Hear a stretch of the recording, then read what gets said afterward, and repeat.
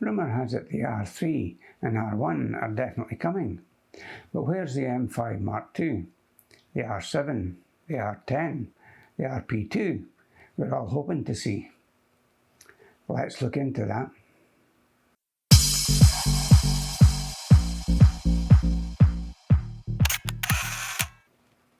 Hi, I'm Tom and you're watching Rumour Has It. Please subscribe for camera news, rumour and informed opinion. Remember, your like below will help the channel grow.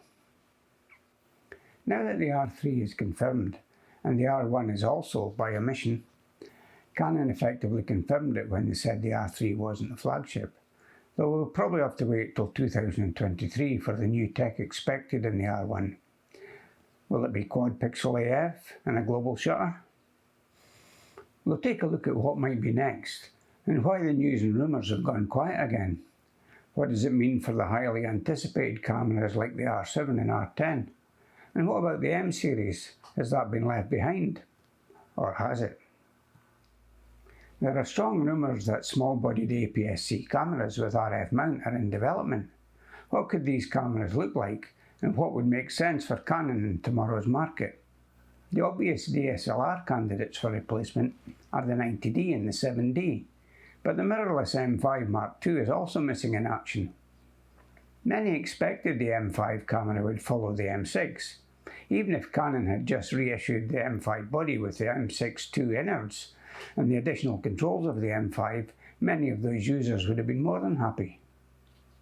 But sadly, the M series future looks bleak, especially after the lacklustre release of the M50 Mark II. As for the eosR and the RP, do they have the future, or were they just stopgap cameras? Let's dive in and see if there's anything in the detail that might shed light on these questions. Looking at the M5 Mark II, I've covered this in depth previously, and sadly I've seen nothing that changes my opinion. You'll find that video here. I don't think we'll ever see the camera in the current form factor. For fear of repeating my previous video, let me just say, Canon's heart has never been in the M system, and a lack of development in bodies and lenses is unlikely to be recovered as the market sector has moved on. Some buyers might never move up from smartphones with AI tech and increasingly better lenses, then some others will drift away to Fuji and Sony, who have better offerings in this space. But Canon is still hoping to convert the remaining M users with the rumours of a small-bodied APS-C camera with RF mount.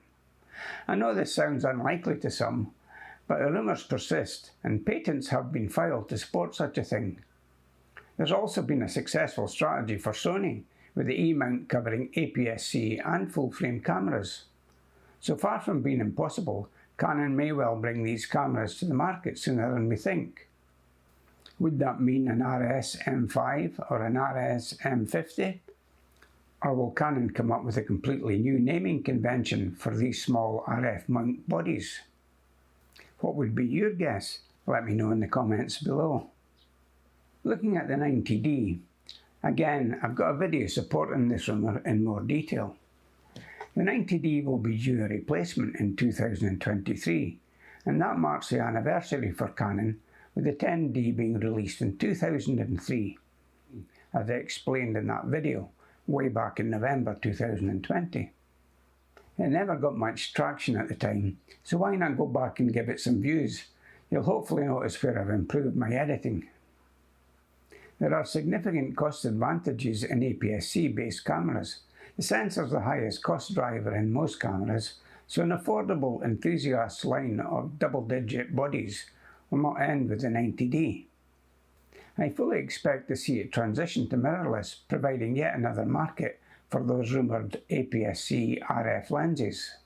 Just imagine being able to use an RF lens on any body from APS-C up to full frame, including access to EF and EFS glass with adapters. This would fulfill the wish of many and make perfect sense for Canon. Similarly, there's a very strong case for the R7, a fast-action crop-frame birder's delight. I've covered this in a previous video also, though the news and rumours have gone quiet. I still think the case for this stands. I don't think this can be merged with the 90D or R10. The R7 will be a prosumer weather-sealed body with 2 card slots befitting the single-digit name, whereas the R10 will be lower cost without those features and only 1 card slot. Don't underestimate the power of heritage within Canon. They always look at history for each camera and design accordingly. This takes us to the eosR and RP. In my opinion, and I used to own one of the eosRs and I really liked it. However, I do believe it was a stopgap camera. Its purpose was to prevent further erosion of the user base, establish new user base for the RF lenses, and some of which were available at launch, like the 24-105.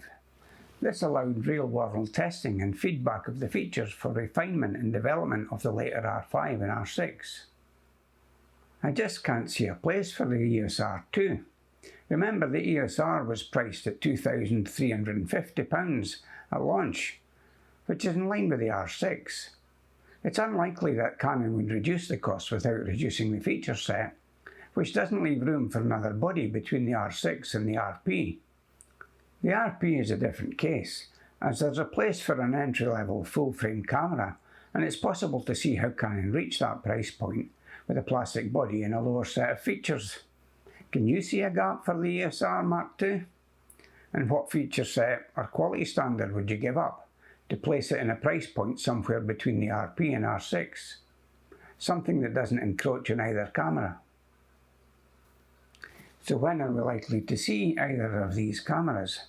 The R7, R10, RP2, or a small-bodied RF mount camera? Or even the rumoured high megapixel R5S, or the video-centric R5C, which have also been rumoured. It's very difficult to tell. Supply chains have been thrown into confusion not only by the pandemic, but also by the wild disruption in consumer demand caused by the pandemic.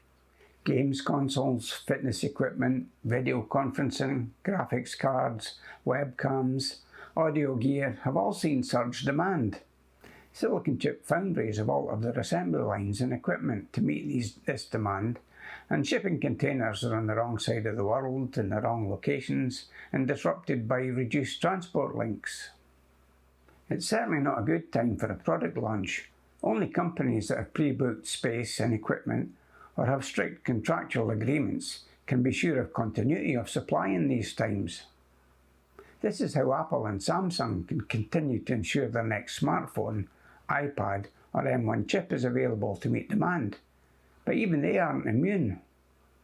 Which probably explains why the M1X MacBook Pro 16-inch I was hoping to order wasn't announced at WWDC last week.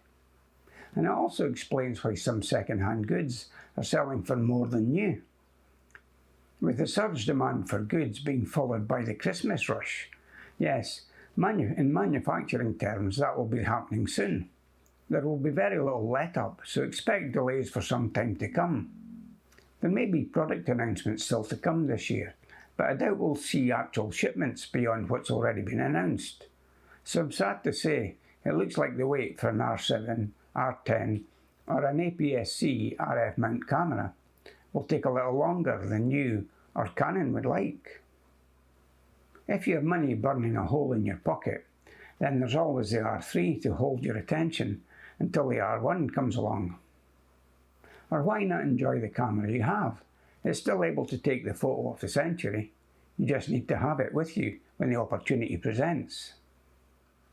For those of you that have stuck with me this long, you might notice I've changed the channel colour to cerulean blue.